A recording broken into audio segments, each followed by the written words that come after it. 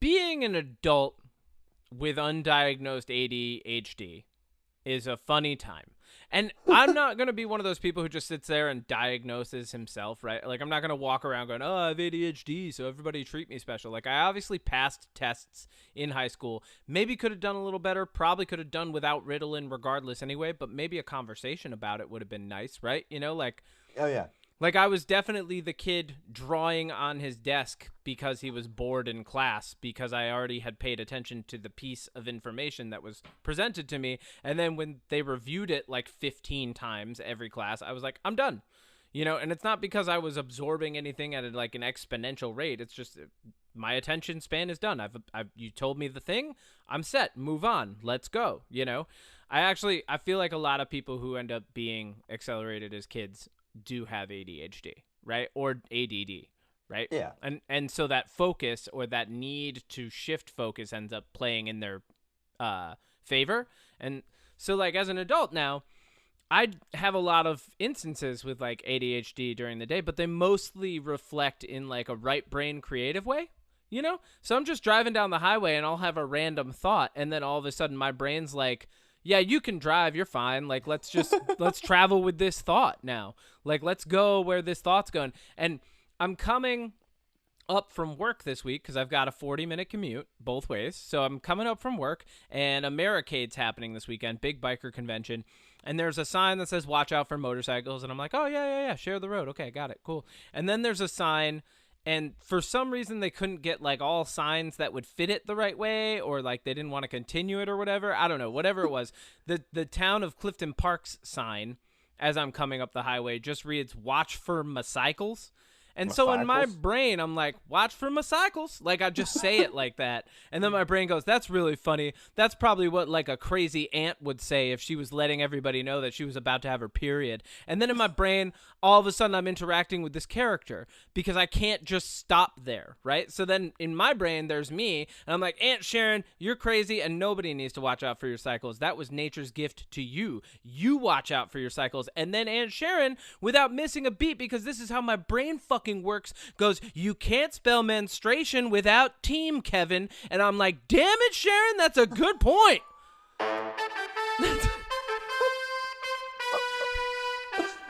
And then Ozzy Osbourne comes out. Sharad! Exactly. And then Ozzy Osbourne's in my head, and I'm driving up the highway, and I'm having this conversation with fictional Aunt Sharon, Ozzy Osbourne, about the word team and how many words it's in. Like, that's... the rabbit hole.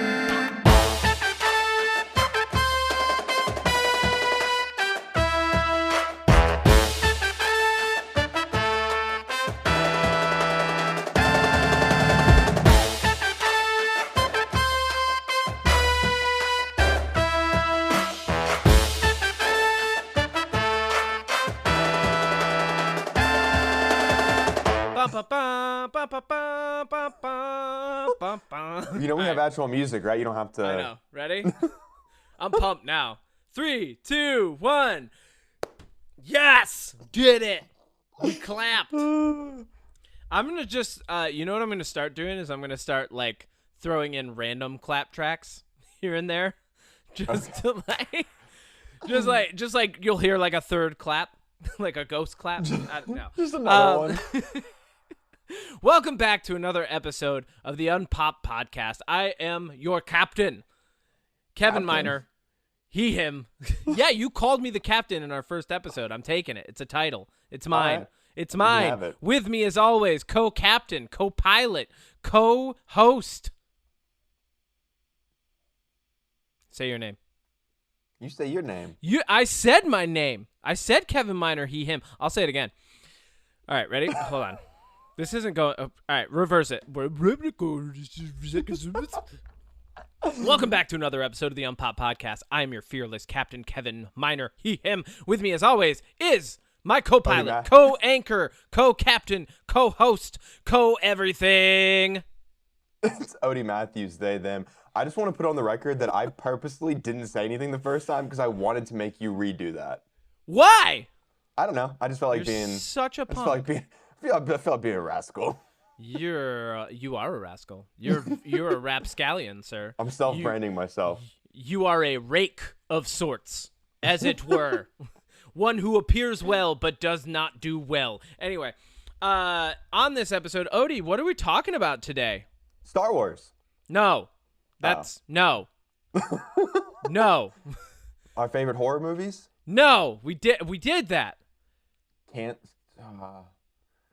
Cults? Are we talking about cults? We did cults. Talking about. Stop Guardians just 3? listing the episodes we already did. We didn't do Guardians 3, and you haven't seen it. I know you haven't seen it. I have not seen it. Yeah, I know you haven't seen it. Today, we are talking about Lord of the Rings. Yes, but we're talking about Lord of the Rings specifically in the, or rather through the lens that it is the quintessential fantasy epic, right? And we're also going to be breaking down the movie. So what I'm going to do right here, right now, is I'm going to put a very magical spoiler section. Very magical spoilers for anybody who hasn't seen Lord of the fucking Rings yet, or heard about it from one of their friends, or read the books, or done anything related to it at all. I feel like at this point, if you haven't seen Lord of the Rings, you're probably not going to. Yes, but just in case, spoilers. Look at all the spoilers. Because what, that came out like 20 years ago? Oh yeah, absolutely. It came out 20 years ago, but then the original Hobbit book came out in 1937, baby. We're talking almost over a century ago. And J.R.R. Tolkien started writing it well before The Hobbit even came out. And here's where we're gonna start. Are you ready, Odie? Are you ready for this journey? Yes. Did you get the voice memo that I sent you earlier this week where I was singing a song in the fashion of The Hobbit? And I was like, get ready for a journey. That was a good song. I made that up on the spot, man. I hope you appreciate the creativity and liveliness that I bring into your life on a weekly basis. Of course I do. Good, because you're shackled to it now for the rest of your life. You chose the rest this, of my life? And here you are. Yeah. We're talking straight up Stockholm Syndrome, baby. Speaking of, Sweden is actually a place that highly influenced a lot of the fantasy landscape of Lord of the Rings. Okay, here we go. We're launching right into it. This is what I would like to call my hopefully under 5-minute primer for Lord of the Rings. Because in the very beginning of the movie, do you remember the beginning of the Lord of the Rings? There's Galadriel starts talking, and she starts like explaining the story. Is she an elf? Yeah. She make cookies? No. Okay. She does not make cookies. She deliver presents? No. Okay. So she's one of the elves It's Kate with the bow. Blanchett, and she's narrating an epic tale. And she's got a bow? No. And Lego feet is there? She's an elvish councilwoman and I know also you're talking a giant player in the Lord of the Rings. Anyway, so she starts explaining the quintessential story that you need to know to watch everything that's coming up, right? But also that preamble is nothing. It's nothing, baby. I'm telling you right now, Odie. Okay. Because, and are you ready for the under 5-minute primer? Should I time you? Yeah. That's what I'm asking, is if you're ready to time me. Then I am. Yes, I am ready. Let's go. Cool. So, J.R.R. Tolkien actually wrote a huge bit of world building before he wrote anything else. And The Hobbit was actually the first book that got published.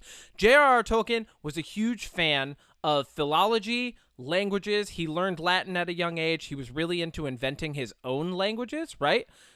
So he's the type of person who his brain is, I'm going to say my brain, rather, let me put it this way. My brain is kind of like his. So I actually so you're saying you're like J.R.R. Tolkien? Absolutely. Is that what you're saying, Kevin? I like him, making up made up characters and then interacting with them in my mind and building worlds around them. Absolutely. Yes, I do that. Okay. And he did that too. But so the way that he ended up building it was he went on like this really great let's call it a walkabout, right? He was with a group of about 12 and they went through Sweden and it was really scenic, and he actually remarked upon like not wanting to leave and missing the views and a lot of stuff that happened on that. Meanwhile, he's like making up his own languages as a kid. He made up at least 2 as a young child. He got into studying languages and he starts crafting this into a sense of world building. He also is a Christian. And he's a good friend of C.S. Lewis, who is a famous Catholic. So I think he was Catholic. Lion, the Witch, and the Wardrobe. Yes. So both of these guys, epic fantasy writers, right? They're both good friends. Now, J.R.R. Tolkien, while he's doing his world building, it's greatly influenced by his life and his love of like Feywild stories and legends and things like that. He ends up building an entire, I'm going to call it a plane of existence, because it's not a universe in the sense that we know a universe, right? Here's how it breaks down. So you got a supreme being, right? You have an entire cosmological structure, and it starts with the supreme being. Sounds pretty Catholic or Christian, right? Of course. Okay, cool. But here's where it's a little bit different. He's not a fan of analogy. So although there are a lot of things in his stories that sound like analogy, they're actually not analog, right? They're not something that directly relates to the world, but they're influenced by the things that he knew, right? What you know, right? Okay. So Eru Ilúvatar, who I like to call Big Song Daddy, is the creator of the world of Lord of the Rings. Now, But the he's like the world god. of it, yeah, he's like Wait, what? big. The god, wait, there's an numero actual uno. god that's Yes. named? Yes, his name is Eru Ilúvatar. Oh. All of this is in the Silmarillion, and I'll get to that in just a second. So, Eru Ilúvatar, I call him Big Song Daddy. He's everything and nothing at the same time. He's basically what we would call the noumenon and the phenomenon and the impetus of existence and the infinite and finite, right? He's everything all at once. He's the beginning of time. He's the end of time. He's the dude. So, he decides in the Timeless Halls, which is a place that they call it. And this is all metaphor because you have to understand that he's like building the structure of how things are framed in the world within which he's building. So that it's like a meta structure. So he ends up, Eru Ilúvatar, he's like, all right, cool. I like being like everything and nothing at the same time, but why don't I just like make other things, right? So he decides he's going to make some things while he's in this place called the Timeless Halls, or at least it's framed as the Timeless Halls. He ends up making the Ainur.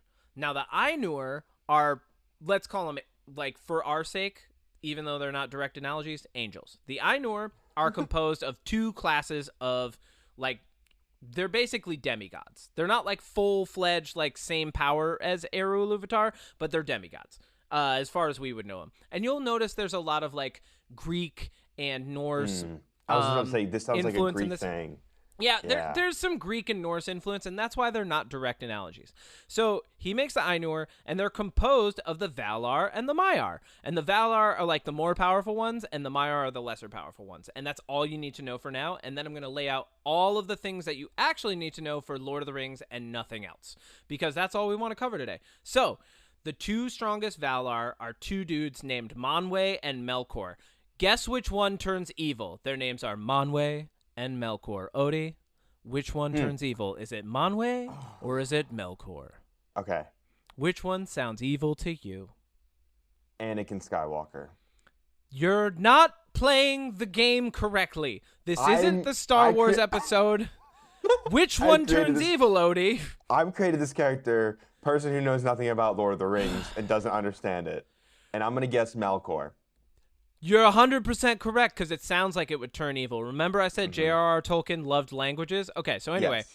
Melkor is basically the strongest of all of them and the most favored of Eru Ilúvatar. Sounds similar to someone else that we might know from Christian theology? Yeah. So Melkor, he eventually, like, as Eru Ilúvatar creates the Valar and the Maiar, he's like, hey, we're all going to sing a song, and this is why I call him Big Song Daddy. And he's like, this is the song of creation. We're going to create a whole world, guys. It's going to be a whole thing. Like, and he sets out and he starts singing the song with a theme, right? So Ilúvatar has his own theme.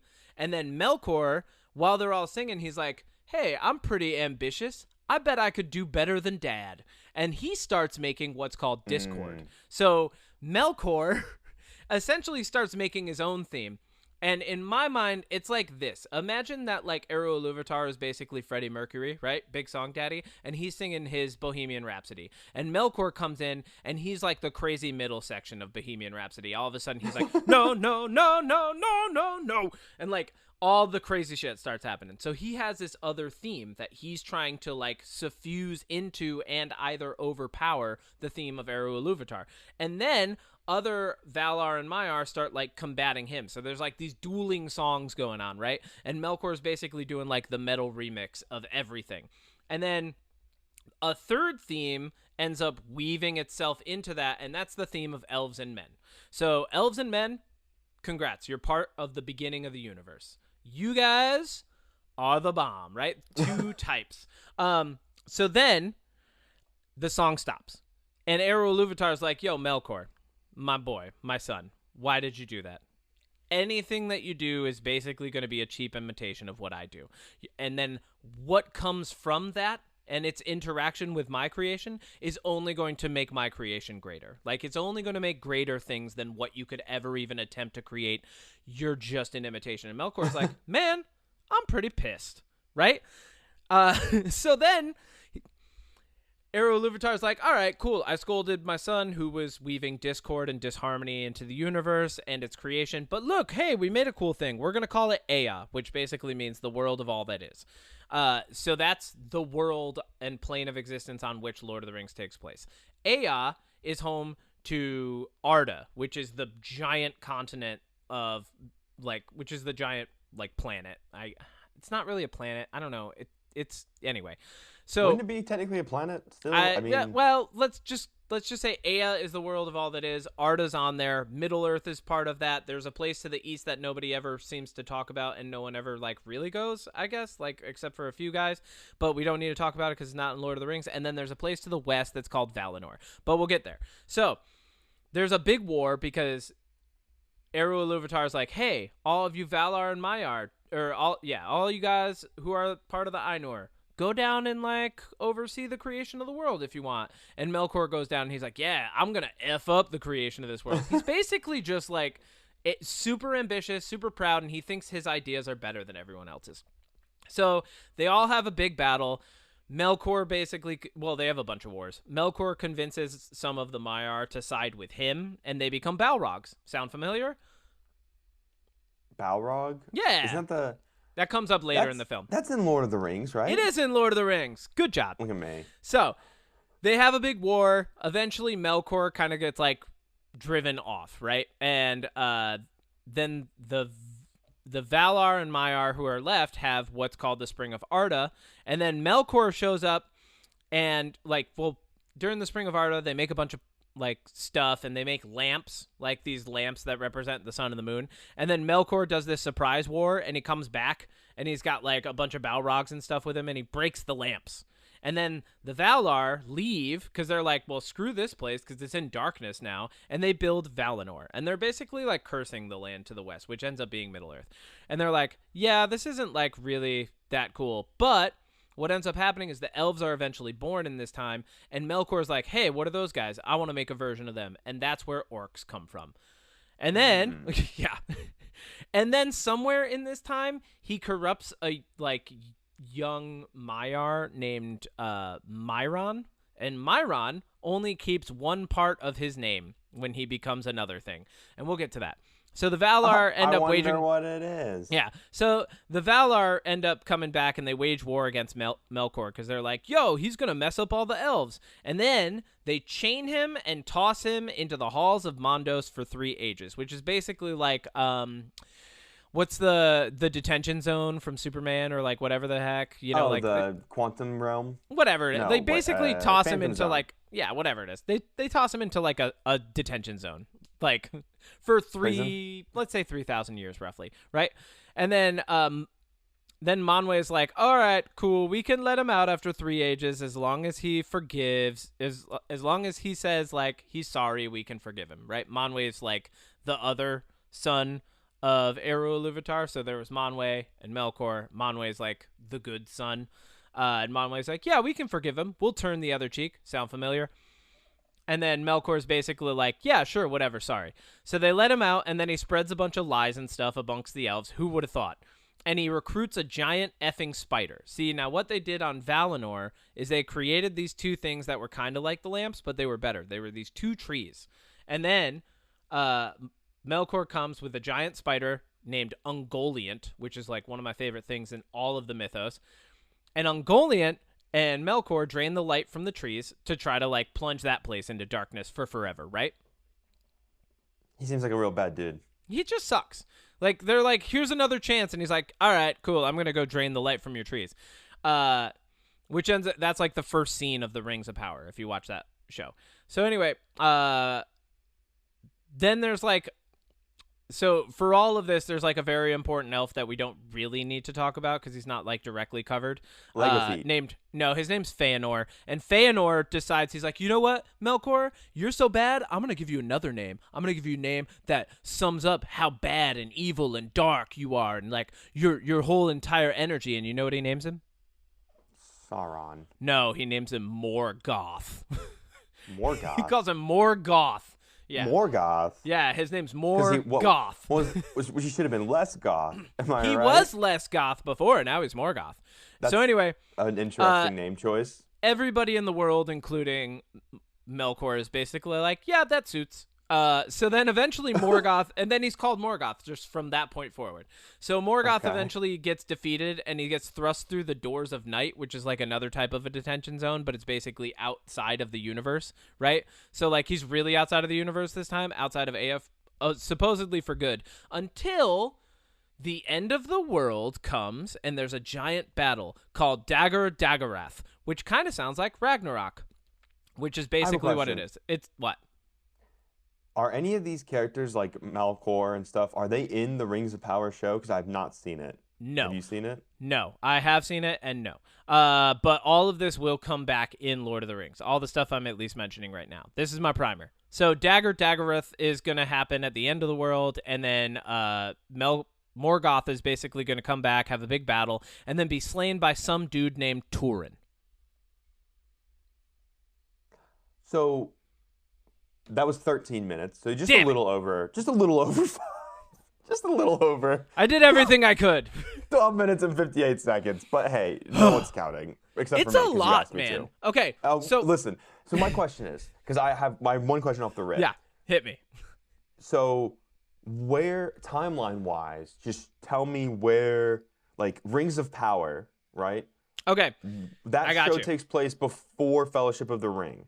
Well before. So here's where we're at. Okay. Elves are essentially immortal. So if there's any elf that's a character in all the things, don't even worry about it. Because Elrond, who comes up in Lord of the Rings, is in The Hobbit. Rings of Power. He's actually the only character that ties The Hobbit and the Lord of the Rings together, but we'll touch on that in a bit. And he's also in the Rings of Power. Yes, he was there for the creation of the rings. He actually has like a personal grudge against Sauron. So, yeah. Which is really cool because he's one of the first people that you see in Lord of the Rings, even during that first intro. Like, they show him specifically in a line of elves ready to fight Sauron. So Sauron ends up coming into the picture because his name was originally Mehron, right? Mehron becomes Sauron, and after Morgoth gets thrust through the doors of night, Sauron's like, man, I've been really influenced by this guy, so I'm definitely going to, like, continue to F shit up in his name. Like, I'm going to be the source of evil in the universe now. Because it seems linear that these characters would always be evil, but you have to understand that Tolkien did such a good job building his entire universe that the thing that created evil can manifest. So, like, the fact that it can manifest and the fact that it can influence and corrupt other things ends up setting other things up to manifest in its place. So is Sauron in Rings of Power? Yes. Is he a person? Yes. Should I watch this show? Yes. Okay, because I'm not gonna lie, Lord of the Rings, I don't know a lot about it. I've only seen the first 3 movies maybe once or twice, and I saw the Hobbit movies in theaters. Okay. So I don't know a lot about Lord of the Rings. So the character I created is based on actual events.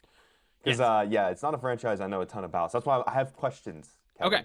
Well, here's a couple other things that I want to lay down before we get into, like, covering the plot of the Lord of the Rings. Okay? Okay. This is way over 13 minutes now. I stopped counting. Anyway, there's a few other beings that inhabit Middle Earth that really, like, don't get touched on as to, like, how they came into existence, but we should probably go over it. So the dwarves, right? There's dwarves. The dwarves were made by Aule. Aule was a Valar. Yeah, he was a member of the Valar, and he was, like, the guy who's all about, like, smithing, right? Like he's like, oh yeah, cool, I'm gonna make stuff. So Mm. while they were waiting, while the Ainur, like the Valar and the Maiar, are waiting for elves and men to come around, Aule is like getting really impatient, and he's like, man, I just want to have like some cool stuff to love. So he ends up making the dwarves, and they're pretty much tied to his existence, and they're like not exactly everything he hoped for, because he was like, oh, what did those elves look like? Like, he's like, what were they supposed to look like again? And then he thinks that he knows how to make elves, and he basically goes like, and like the dwarves get created, right? Which makes sense because they have like a little bit longer ears, but also like definitely not elves, way shorter, stockier, Just like, a little you know, shorter. yeah. Yeah. And because they're made by Aule, they love crafting things as well. Mm. So Eru Iluvatar comes along, and he's basically like, listen, you know, Melkor was already sewing his own themes into the Song of the Universe. Now you're trying to create your own stuff. I'm probably going to have to, like, get rid of these things and wipe them from existence. And Aule's just like, listen, Dad, Eru Iluvatar, big guy, I only made them because I don't want to just love myself. I want something else to love. I created them so that we could have something else to love on this, like, planet while we're waiting for other things to come about, you know? And Eru Iluvatar's like, you know what? You had good intentions. I'm going to let him stay. So he lets him stay. Then, hobbits. Here's what I love about the mythos of the Lord of the Rings. Hobbits just show up one day. Nobody knows where they came from. Are they like just a mixture of dwarves and humans? Here's my theory. So the hobbits came along because they were always part of the universe, but their theme was so subtle that it just kind of wove its way in without anyone noticing. And that's kind of the cool thing about Tolkien's universe is Eru Iluvatar, when like there are some things that happen as the world's being created where he's like, huh, I didn't see that coming. Which is cool because he's like flawed as a being. Because if you're going to be everything, you're also going to be the concept of mistakes. So you're not going to be perfect. So I love that, like, built into it without saying it overtly, the God of everything and all existence and like whatever is also imperfect. It's pretty cool. Then two more things that need to be touched on. One, we got to touch on eagles because everyone's always talking about why didn't they just fly with the fucking eagles, right? Here's the thing. The eagles were created to basically just keep elves and men in check. That's it. They were made to just watch over and make sure shit didn't get out of hand as far as like chopping down forests, like dwarves, things like that. So the eagles are like, they're kind of there as like nature's protectors. And they're these regal beings that can oversee the land. So like calling on them for a favor is basically calling on them to do something that's outside their purpose anyway, which is like pretty fucking huge. And you try not to do it. Okay? The fact that they even gave them a ride at all was massive. Yeah. So there's two more beings. Oh, well, okay. One more thing. Orcs. So orcs, the original, like where they kind of came from, they're called Uruk-hai. And the Uruk-hai are like, in our minds, they're like the best version of the orcs, but orcs come from that terminology itself. Orcs were essentially, in Tolkien's mind, when he was writing these books, they were just big goblins. That's it. So it's not like they're anything super different. Orcs and goblins, same place. Goblins are smaller. Orcs are bigger. That was kind of his only distinction. We have a lot more that goes into that now. Like, we've added and expounded and built upon this. And that's what's really cool about The Lord of the Rings is it is like the quintessential world-building fantasy, like go-to. Like, Tolkien did such a good job world building that we now can look at what happened, build upon it, and add to it and make our own things. That's what I feel like, and I could be wrong. Yeah. But I feel like Tolkien probably was the one to really lay the groundwork for people like the creators of, like George Lucas and Star Trek and Dungeons and Dragons even. I mean, those of all... Dungeons and Dragons definitely has to have some inspiration from Lord of the Rings, right? Like, I mean... Oh, big time. Because we just recently watched the Dungeons and Dragons movie, which I told you about, and then I told my other friend to watch it. And that movie, listen, that is if you're like, oh, I want to get into swords and shields and epics. If you want to watch Lord of the Rings, but you don't want to jump right into something that massive, watch Dungeons and Dragons first. 100%. It's fun. It's the training level before you get to Lord of the Rings. It is the tutorial of the video game. It is such a good movie, and it's fun and it's light. And then Lord of the Rings is fun and not so light. No, it's not. But here's where, so we can get into the Lord of the Rings now. There's two other characters, and I'll mention them as they come up. But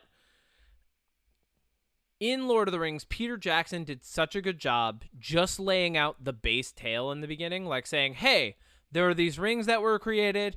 This is Lord of the Rings. So, like, the first thing that's talked about in the movie, and great job, he basically prefaces everything with the story of the rings. Now, the rings were crafted by Celebrimbor, who was a master elf crafter who worked with the dwarves to make the rings. Celebrimbor was tricked into making the rings a specific way by Sauron. Sauron basically shows up as this guy, and he calls himself is it Anatar? Yeah, I think it's Anatar, the Lord of Gifts.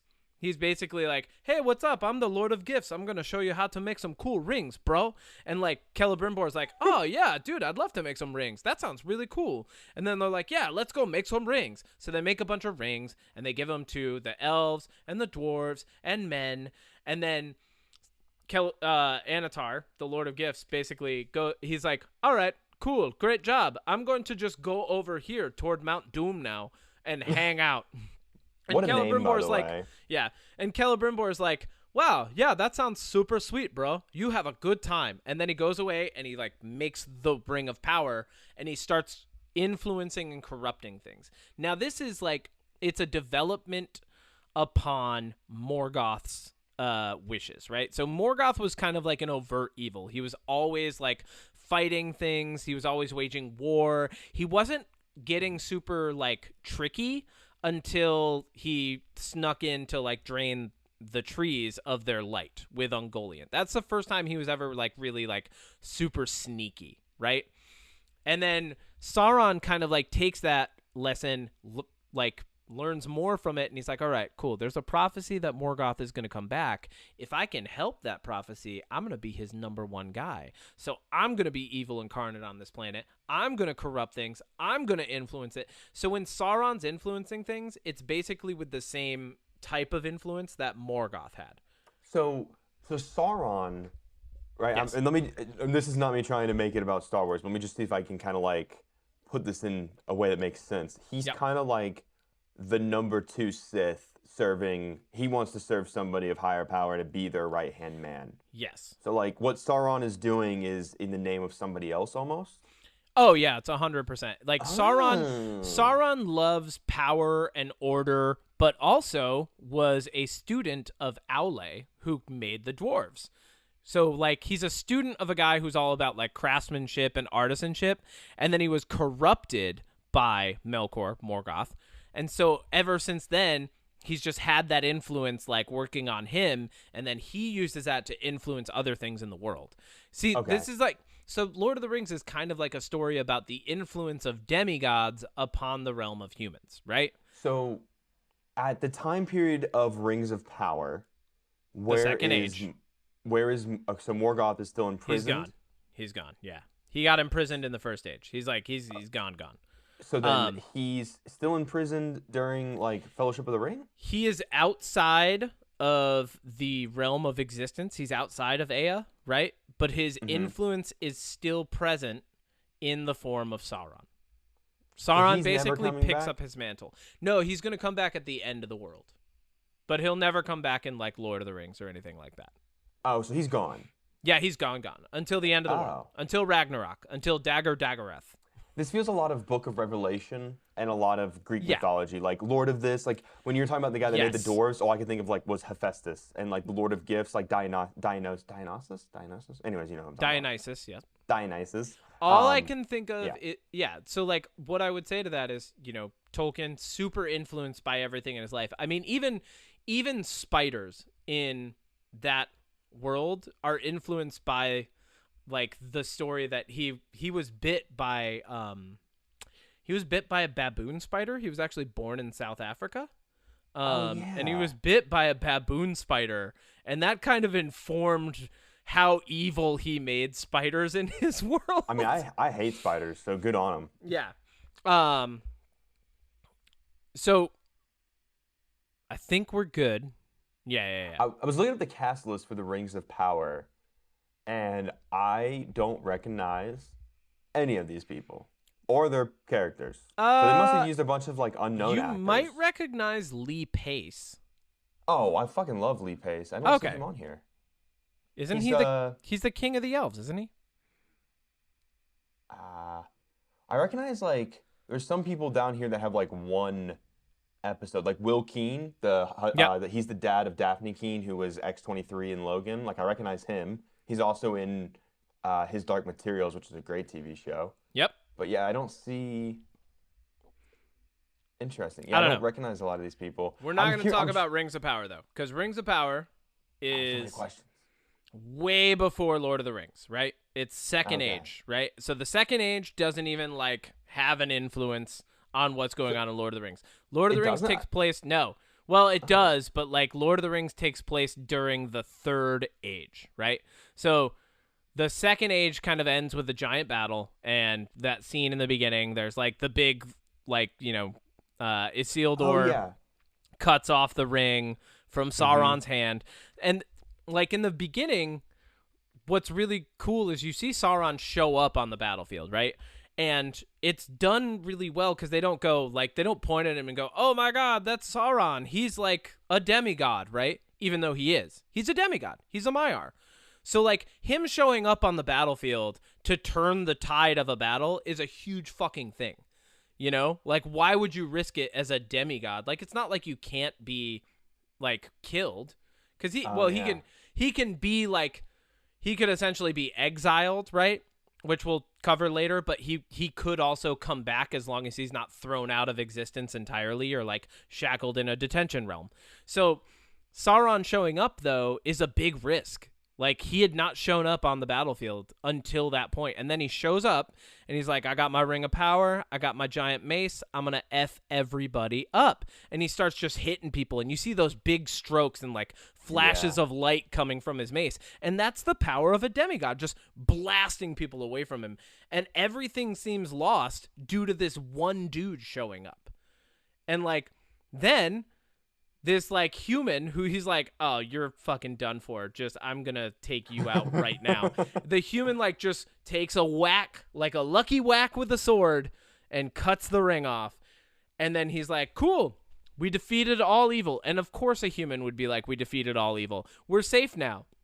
And he rides off with the fucking ring around his neck. And then Elrond, who's the elf who's like been present through all of this because elves basically existed in like the Garden of Eden. Like Valinor, where the elves are from, is like the Garden of Eden. Like, makes sense. It's amazing. They were on Middle Earth, and then a lot of them went over to the Garden of Eden. They've ended up back on Middle Earth. Like there's a lot going on there. But ultimately, Elrond's like, hey, toss that ring into Mount Doom. And the human turns around and is like, nah. Yeah. We defeated evil. I'm good. I'm going to be influenced by this ring and the whispers that came into my brain. I mean, that's not what he says, but basically the ring's like, the ring has a corrupting influence because it's a piece of Sauron, basically. Let me ask you this then. For people that don't know, like myself, the show is called Rings of Power. I'm not talking about the show, but there's clearly more than one ring, right? Yes. There's many. Okay. When the ring was created, Sauron created it. But how did he give it powers? Like, how does it make you invisible and hear weird voices? Sauron is a demigod. So he influenced Celebrimbor, who was so proud of being able to make things and so excited to make these rings that would, like, he was lied to. Like, Sauron's basically like, hey, make these rings and give them to the dwarves and the elves and the men. Like, give them to them. They're gifts, man. They're going to make the world a better place. And then Sauron's like, yes, and now I will go craft the ring that will influence and corrupt them. And so Sauron, the entire time, is trying to corrupt the world through these, like, seditious means, right? He's going about it all like subversively. That's what he really wants. He wants to subvert everything and bring back Morgoth and take over and hopefully like not lose in the Battle of Dagordagorath, which is Ragnarok, right? So Sauron makes the rings. He eventually loses it, but he's not gone for good. Sauron's known as being like a necromancer. He's basically like he's kind of a wraith in his own right, but he's a demigod. So to call him a wraith is like it would be too much like of a diminishment, right? You know, he actually has a place in the universe. So at the time that Lord of the Rings starts, we have like The Hobbit has already happened, The Adventures of the Hobbit. Do I need to cover that too? I would say. Do you want me to cover that? I mean, I can summarize The Hobbit. Well, so let's go in chronological order. You know, I can summarize those three movies pretty quickly. So Isildur ends up like riding off with the ring. He doesn't throw it into Mount Doom. He gets ambushed. He gets killed. The ring falls into a river. And then these hobbits who are like outside of the Shire, they come upon it. One of them ends up becoming Smeagol, Gollum. Yeah, his name is Smeagol. He becomes Gollum. And he hides with the ring, which gives him unnatural life for like a really long time. He's stumbled upon by Bilbo while Bilbo's out on an adventure with some dwarves to help reclaim their kingdom. Bilbo was originally convinced into doing this by Gandalf. Yes. Right? Now, Gandalf has another name because as it would turn out, and this is another thing that I like about The Lord of the Rings, Gandalf's original name is Olenor. Or Olorin. Sorry, Olorin. Okay. Olorin is a member of the Ainur, so he's a demigod. Oh, that explains a lot when it comes to Gandalf and coming back. But what's really cool is they, like in Lord of the Rings, they don't go over it. They're like, nope. Huh. Like Peter Jackson was basically like, do we explain all this to everybody? And because, I mean, look at where we are right now. In this podcast, like we're 43 minutes in and we haven't even touched on the base plot of The Lord of the Rings. I've just been giving you the information that sets up the universe. I didn't even know any of this, and I've seen Lord of the Rings. Yeah. Well, because you don't need to know it to watch Lord of the Rings, but knowing it makes it an even better experience. So I'm really glad that I didn't watch any Lord of the Rings this week. Spoiler alert, even though you said I should, I didn't. Now I'm excited to... I'm going to see if Goose wants to, because Goose is a big fan of Lord of the Rings. I'm going to see if they want to watch Rings of Power and then 1, 2, 3. Here's the only thing I'll say about the Rings of Power. They effed up big time.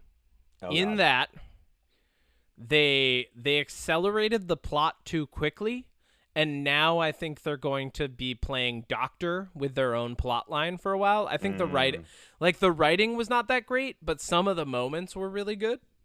I highly recommend watching it just because it's like cool to watch anyway. But and it's 6 episodes right now, so I'm like, it's not bad. That's a breeze. It's really like I really enjoyed it. As someone who's like really into world building and Lord of the Rings, I'm like, I get why it was the way it was. I get some of the choices that were made, but definitely they could do better. So anyway, getting back into laying the groundwork for this, Gandalf comes and shows up in the Shire, and he's like, "Hey, Bilbo Baggins, you are going to come with us, and you're a burglar now." And Bilbo Baggins is like, I don't want adventure. And Gandalf's like, I know what's in your heart. You're coming with us. And one of the things that I love, like I actually loved The Hobbit as a kid. There's a movie from 1987. Animated? Is it 77? It might even be 77. I think it's 77 because it looks very similar to the Star Wars Holiday Special animation. Yeah. So The Hobbit, one of my favorite things about the beginning of The Hobbit, and I remember loving this as a kid, like they basically like they sing the song. They're like, the greatest adventures are ready to be told, right? They're singing that song, and then that was good. And then Bilbo walks outside, and Gandalf just shows up, and he's got like this really stern look on his face, and he's like, Bilbo Baggins, you're coming on an adventure. I've got dwarves here. And the dwarves walk into his house, and they're just like, what do they say? They say like, break break the glasses, smash the plates. That's what Bilbo Baggins hates. And they're not smashing anything, but they're basically like, yeah, we definitely don't want to ruin all this stuff that Bilbo Baggins loves. Let's taunt him though before we go on this adventure. And then they go on these adventures. Turns out Bilbo is, for being a hobbit, he's like super subtle and goes unnoticed by many things. And I think Gandalf knows this about hobbits. I think he knows that they just kind of like existed, were uncorrupted. They subtly wove their way into like the story of Middle Earth. And I think Gandalf knows, he's like, these are the people who will go unnoticed. These are the people who can remain true to their hearts and to the sense of like who they are and their friends and love and good things, because they don't have a larger place. They have a subtle place in the universe. And that's where like there's so many people that'll get caught up on the, why didn't they just fly with the fucking eagles? It's like, of course they're not just going to fly with the eagles. You have to be subtle. Sauron's trying to be subversive, so you have to subvert that. And how do you do that? You get something small that's hard to notice. And then, of course, the thing that's small and hard to notice immediately puts the ring on, even though you told it not to. And then Sauron sees it, and he's like, go get him. Anyway. Exactly. But, so Bilbo ends up stumbling upon Smeagol, Gollum, at this point, in his cave, right? And they have a game of riddles, which is like one of my favorite things ever. That they're basically just like, let's see who can outwit each other. And Gollum's like, yeah, cool. If I win, I eat you. And Bilbo's like, cool. If I win, just show me the exit. And then Bilbo goes, hey, what's this ring here? And Gollum, of course, like in his ancient age, has just misplaced it. But the cool thing that's happening there is the ring has a will of its own, and it wanted out of that cave. And so Bilbo comes along, and the ring's like, I'm going to get lost now, because it's like part of Sauron. So it's like, I'm going to get lost. And Gollum loses it. And then the ring like sparkles in the light. And that's kind of the ring going, I'm going to be found. And Bilbo picks it up and he puts it on and he turns invisible. And the ring like hides him from worldly view, but not from the gaze of like Sauron or evil, right? Because it's been corrupted, it's influenced. It's like, yeah, it's a piece of evil. So Bilbo ends up escaping with the ring. He brings it back to the Shire. It's home in the Shire for a long time. And then Sauron's been away long enough, and he's been able to kind of rebuild and influence things long enough that he starts like imposing things upon the world. And at this time, Gandalf, who was originally named Olorin, who was referred to as being like a friend of all when he first came down into Middle-earth, he shows up and he's like, hey, Bilbo, you still got that ring? And Bilbo's like, yeah, somewhere, I think, maybe. And Bilbo's plan, because he's been influenced by it over time long enough, finally, like it took almost 100 years for the ring to like really negatively influence Bilbo. And then Bilbo's like, yeah, I think I got it somewhere. And Gandalf's like, yeah, maybe give that to me. And he's like, yeah, I can tell that you're being corrupted finally. It took a long time, but here we are. And then he gets it, gives it to Frodo, and that starts the actual Lord of the Rings. Now, we're already super far into this without even touching on the plot. So I'm going to say, let's do a part 2 where we actually talk about Lord of the Rings next week.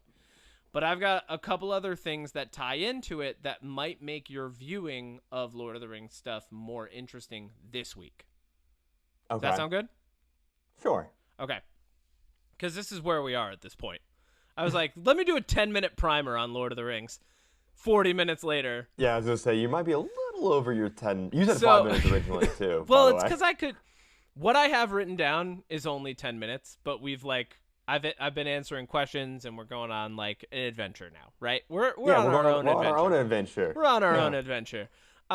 So Bilbo's intent is to go off and write his book, There and Back Again, which is the plot of The Hobbit. Now, the first book published by J.R.R. Tolkien was The Hobbit. He submitted it for publishing, and he had written this story, and he's like, hey, I feel like this could probably go somewhere. He was also prompted to publish it. And it got published, and it was a huge hit. Nobody had ever read anything like this. Like, people had read like some of the short stories that were about fairies and some of the like folklore tales and like things like that. A lot of that had been around in Europe and England for a long time, but none of it had ever been published in a form that like took the shape and scope that The Hobbit did.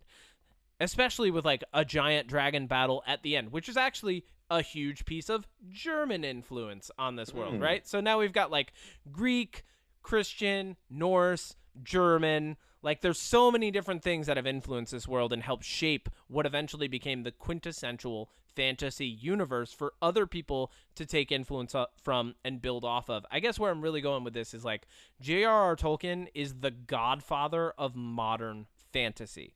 And that's why The Hobbit is so good. And then Peter Jackson did such a good job doing it justice.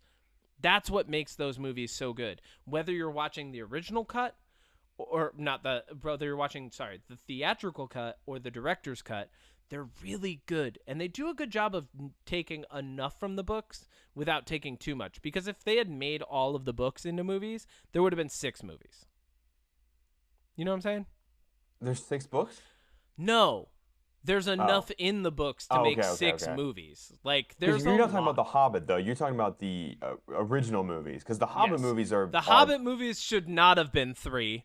Don't get me started. But that was also because Guillermo del Toro was supposed to do it, backed out, and they needed somebody to come in, and it was Peter Jackson, and it was like one of the worst things he's ever done because it was a nightmare. Well, it was a production nightmare because the company that was making it was like, you have to do 3. And I think even Peter Jackson was like, we could do 2. And they were like, nah, 3. It's a trilogy. Money grab. They wanted it. I think part money grab. I think also like when the Hobbit movies were being made, they had this idea that like it was going to be the successor trilogy to the Lord of the Rings. And they got my favorite actor for dialing it in, Martin Freeman. I love Martin Freeman. That's fine, but he's also not phenomenal in The Hobbit. Well, no, because I don't think he's used right. Yeah, 100%. And I don't think he felt used right, and I think he dialed it in. I think he's just like, you know where he was used correctly? Was freaking Fargo. That's like the one place where I'm like, yeah, that's Sherlock. Sherlock, he's good. Fargo, he's good. Sherlock season 1 and part of season 2, he's good. Fargo, he's good because it's only one season. Hitchhiker's Guide to the Galaxy, perfect. Oh my god, amazing. Black Panther? Black Panther? Our Air Force pilot? Dialed it in. Nope. Hobbit, dialed it in. Here's the other thing. The Hobbit should have been 2 movies. All right, now you got me going. Okay. Here's why The Hobbit should have been 2 movies. They tried to weave in like an elvish, dwarven love story to like kind of like hint at like, oh, maybe that's where Gimli comes from. But elves and dwarves were always friends and enemies at the same time. They also tried to weave in this whole thing about like the white dwarf, which was like relatively big in the Hobbit book, but not that big. And they tried to tie in Legolas, which they never should have. Yeah, it was weird. No, yeah, it's fucking dumb. And I get it. Elves are relatively immortal. Sure, fine. Who cares? Legolas shouldn't have been in it. Definitely shouldn't have. Nope. Because there's no moment in Lord of the Rings where Legolas is like, I was good friends with Bilbo. Yeah. Well, uncle. I thought that was Gimli's dad. Oh, sorry. No, I was talking about Bilbo. I mean, because he literally fought with Gimli's dad and then has this rapport with Gimli and never mentions, like, oh, by the way, I knew your dad. Yeah, 100%. Yeah, your dad and I had beers and sang songs together. It's stupid. But here's the other reason why it should have been 2 movies. They get Benedict Cumberbatch to come in and be Smaug. Oh, right? So good. And he's great. But they did in my mind, this is the one cardinal sin of film or TV. Okay. If you call something something, the something you call it has to happen. Now that might sound like a little bit of like confused jargon, right? But if you name something a thing, the thing you name it must happen. Like if a show is called Prison Break and they break out of prison, show over. The show is done. Oh, yeah. Okay. If a show is called Lost and someone becomes unlost, the show is done. It's over. Okay. If yeah, I you see what you're name saying. a movie The Desolation of Smaug, and Smaug is neither desolated nor does he desolate anything, it's a fucking farce. It should never exist, and they call it The Desolation of Smaug. And I gotta tell you, I saw the first Hobbit movie, and I'm like, okay, cool. I kind of like where this is going. It's okay.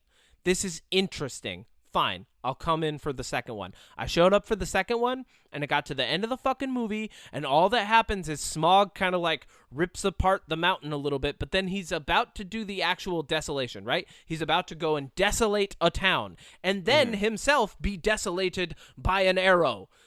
Yes. And he flies at the screen and says, I am death, and the movie fucking ends. And I was like, Odie, I'm not kidding you. I stood up in a dark theater and yelled, what? Yeah. And then the third movie picks up with that, and then he's killed like 10 minutes in, and then the third movie just keeps going like it was never a thing. Because they called it the Battle of Five Armies, which is like Which really is only 4. the peak. It's the peak. Well, no, there's 5. It's the peak moment Where's the 5th? of the Hobbit story. All right, ready? Let's break it down. We got dwarves. Yep. We got elves. Yep. We got men. Uh-huh. We got orcs. And we've got eagles. Eagles are the fifth. You just said that the eagles don't interfere, but now they have their own army? They show up in the Battle of Five Armies, and they show up in the Hobbit books. And I remember that was my favorite part, even though it's like this old school animation. Like, I remember always getting to that part in the movie, because the movie's like, the old movie's only like hour and a half, right? Hour 40. It's not that long. It's like an old kids movie. And I remember Eagles watching. Actually count. I'm Googling Yes, they this. count. They are the fifth I army. think it's another. I think there's only 4. Go ahead and look it up, man. I know what it is. It's the Battle of Five Armies. I'm pretty sure there's only 4. Nope. It's definitely humans, elves, dwarves, orcs. You're wrong. You're wrong. How am I wrong? According to www. Wait, that's too many W's. www.tolkiensociety.org. Okay. According to Beneath the Thunder Forging a Battle of Five Armies on the... Oh, Jesus Christ. Okay. Referred to men, Okay. elves, Okay. dwarves, Okay. the orcs of Dol Guldur, Dumbledore. and the orcs of Mount Gundabad. Oh, 2 interesting. orc armies. That's a cop-out, though, because if you're watching that movie like I did, you only see 4 species. I'm only going to think there's 4 armies. Why did I say it like that? In the movie The Hobbit that I saw as a kid, I'm waking up now, Kevin. the I'm waking Eagles up are the now. last ones to show up, and they are the fifth army. Well, it feels like a cop-out. It feels like there's 4 armies and then Eagles. Well, there's a lot going on there. And I'm going to say that the Eagles are the fifth army in my mind forever and ever because that's how it was I'm going to agree introduced with to me. you. Okay, You know what? thanks. To make it, I'm going to, because I don't Thanks. care enough about the orcs. Yeah.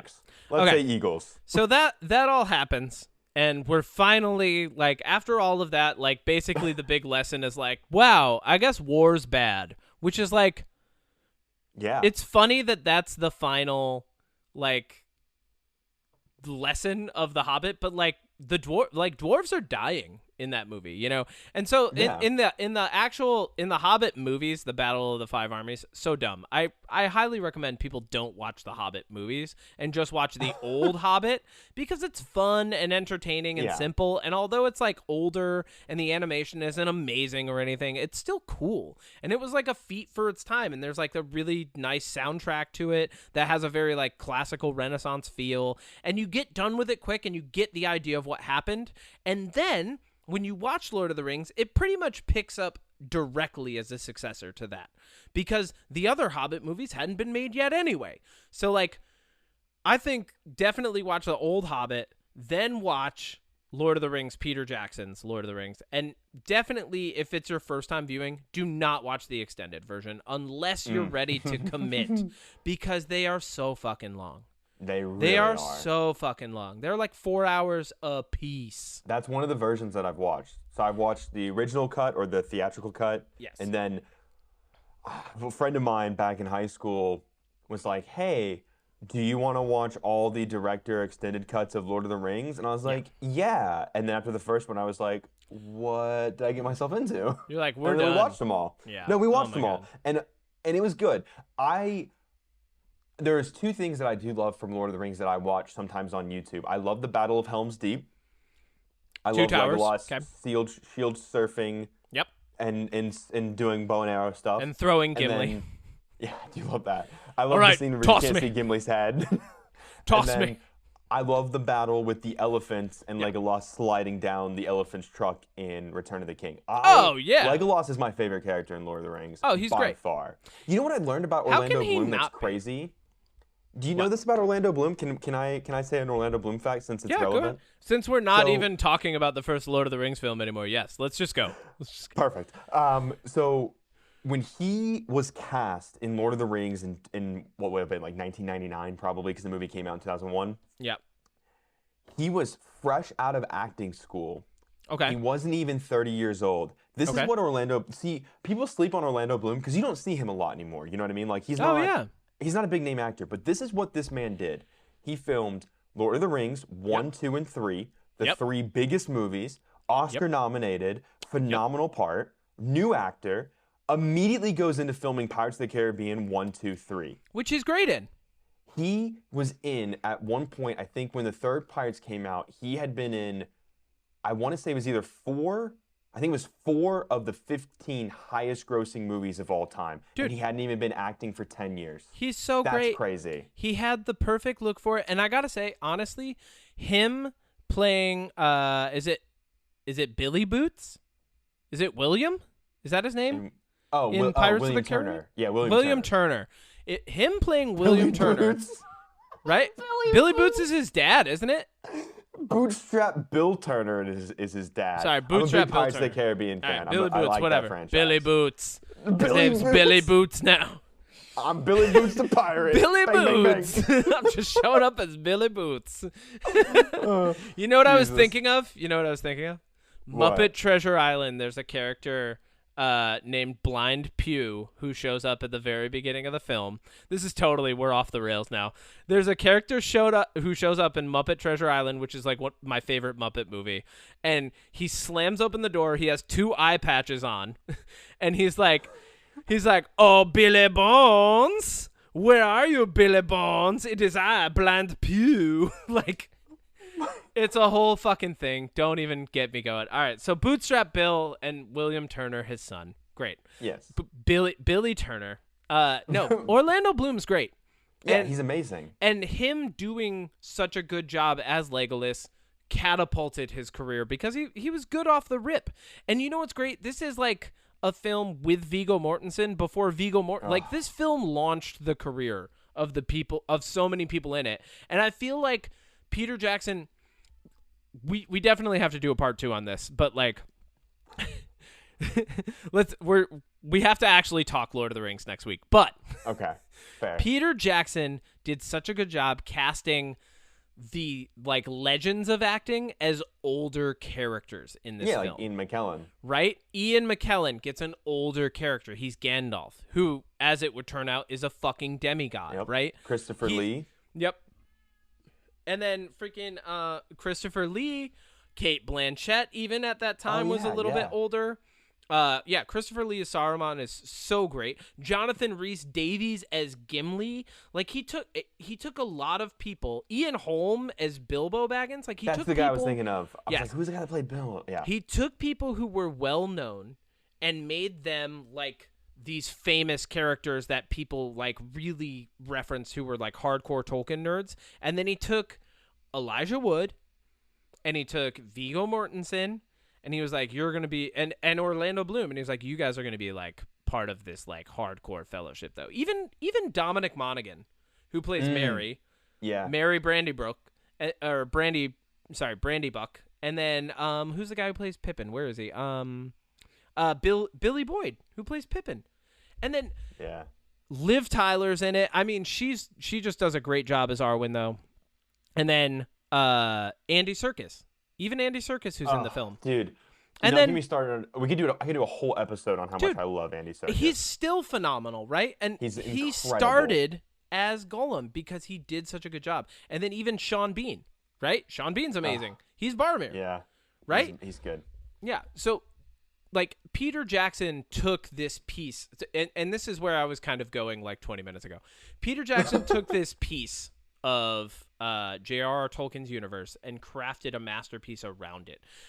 Here's the coolest part about Tolkien and where, like, my love for him kind of outshines my love of, like, the movies or even the books. Like, I actually like Tolkien more than I like what he made because of how he approached things and, like the way that his publishing career kind of took shape.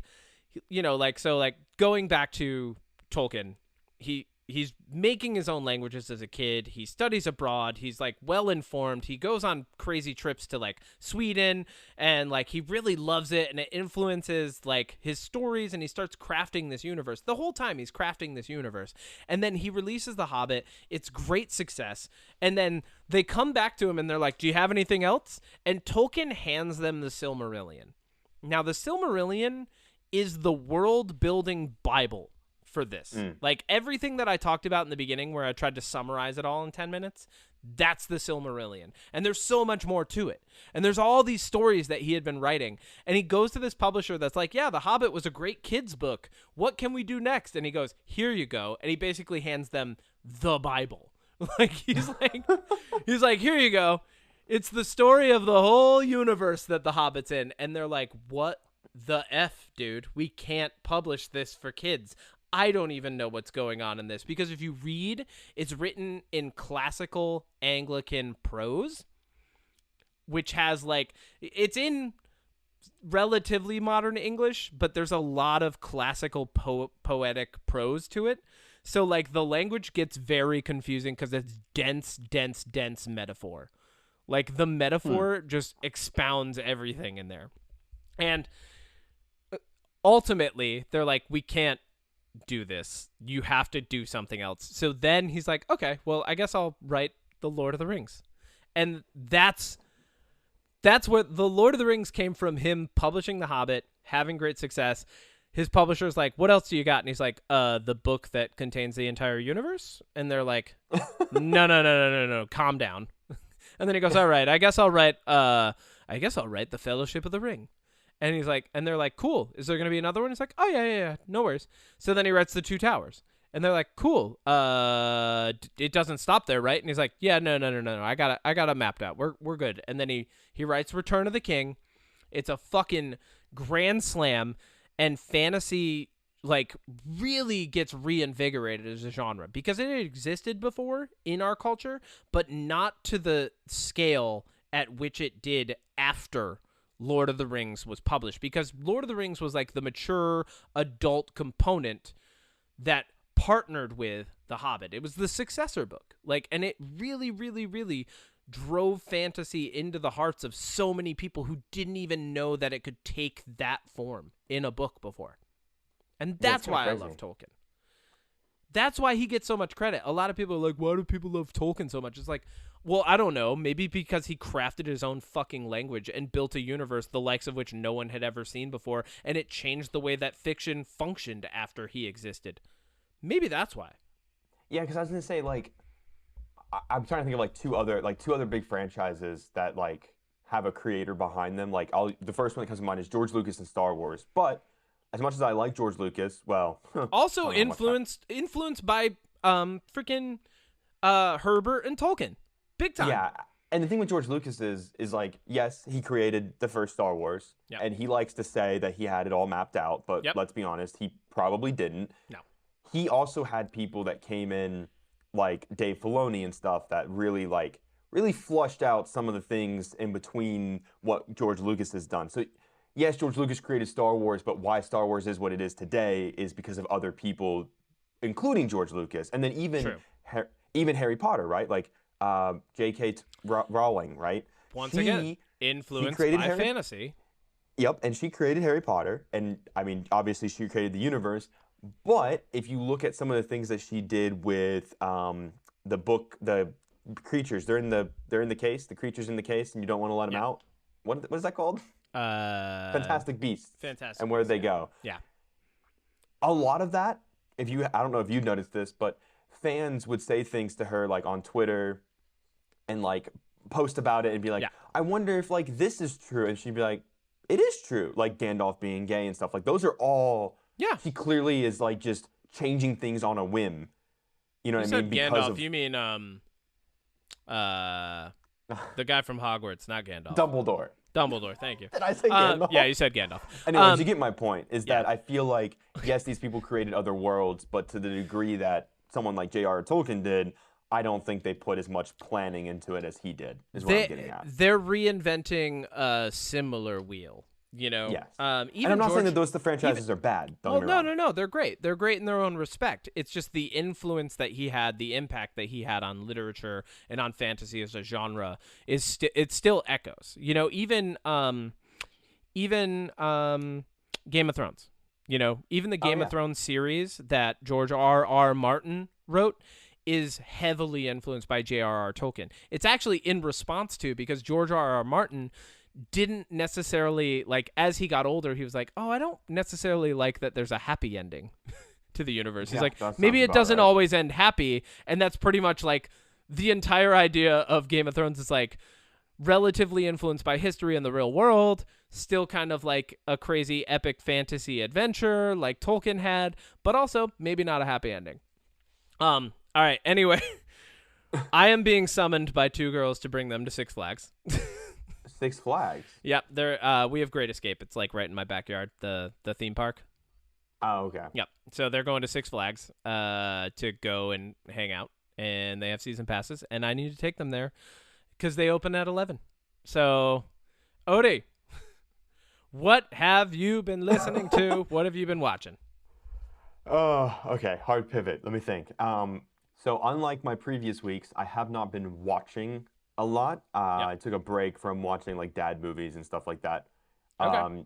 I got an early birthday present of a Nintendo Switch with Tears of the Kingdom. Yep. So honestly, this week I did two things I'm really, really enjoying. I played some Tears of the Kingdom before bed, like maybe an hour and a half before bed. But mostly what I did this week was try out new albums. And I would sit on my balcony and like script write and like map out my client work and things like that. And just, I really listened to a lot of music this week. Okay. And the one that I really want to suggest, because some of the albums are like pretty mainstream. It's not like I was, listening to a lot of new stuff. But there is a specific artist that has 4 albums out, 3 of which I think are true masterpieces. His name is Noah Kahan. Mm-hmm. He has a new album called Stick Season that has a deluxe version coming out on June 9th with an additional 7 songs. If you like music that is written from experience and somebody that has really gone through some stuff and it comes from a different background and you kind of like the mountainy, not necessarily country, but like more folk music, and I say folk, but I don't know if that's really what you would call it. Interesting. But it's very like he wrote a song called Orange Juice about 2 friends that went through a really traumatic event, and then instead of that bringing them together, it's about how they drifted apart, and then later in life they come back together. He's got a song about how his dad like basically gave up on his family. He's got a song about how he loves where he's from, but like it's really just like a touristy town in Vermont. Like, oh damn, all of his songs are like, he's got my favorite song. If you're gonna listen to any song from him, he's got 2 songs that I would recommend. One is on his earlier album. It's called False Confidence. It is absolutely incredible. And then if you were gonna listen to another song, I would listen to the song Homesick, or the song The View Between the Villages. That is about returning to your hometown after being gone for so long, and like how it makes you feel, and like all the memories that are tied to your hometown, like what's it like to go back to visit. And as somebody who has 2 hometowns, it's quite an interesting song. So Noah Kahan is, I'm honestly considering making a whole YouTube video about how much I love this man.